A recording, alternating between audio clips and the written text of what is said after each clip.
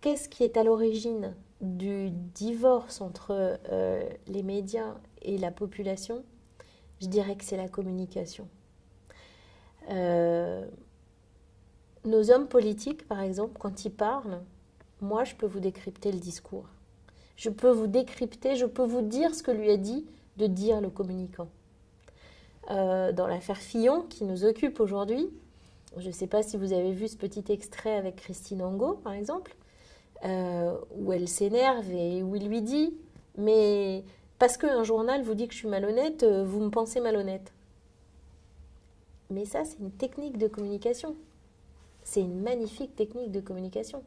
Parce que dans cette phrase-là, et c'est là qu'elle a raté le coche, c'est qu'elle aurait pu lui répondre ben, pas que la presse, la justice aussi. Vous êtes quand même mis en examen pour 5 chefs d'inculpation différents. Donc, ça peut être un complot de la presse, ça peut être un complot de la justice, mais quand c'est un complot de la presse, de la justice, ça commence à faire beaucoup.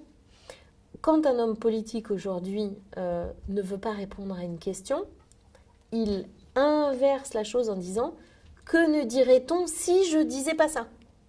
qui est un fonctionnement complètement pervers. Et oui, je pense que c'est ça la question du divorce entre les citoyens et les médias. C'est que c'est pas nous qui leur mentons, c'est les politiques. Et nous, notre responsabilité, c'est qu'on n'est pas capable bien de démonter ce discours-là. On n'est pas capable de bien leur dire attention, communication. Et on en est victime souvent. Dans le journal ce matin, j'ai vu un article sur un sujet dont j'ai reçu un communiqué de presse il y a une semaine. C'est-à-dire qu'il y a une entreprise qui veut communiquer sur ce qu'elle fait, et il y a un journal qui a repris le communiqué de presse et qui a fait un article sur ce sujet. Il a enquêté, hein, il est allé, il est d'ailleurs un peu critique sur le sujet, mais cette communication de presse, cette communication qui a tout envahi, fait que on suit beaucoup les communiqués de presse, les conférences de presse, voilà, tous les choses qui viennent par Facebook, mais où nous, on va moins chercher de quoi on pourrait parler, des sujets originaux, des angles originaux, des personnages originaux, des thématiques originales. On a quand même beaucoup tendance à suivre ce qui nous est servi sur un plateau.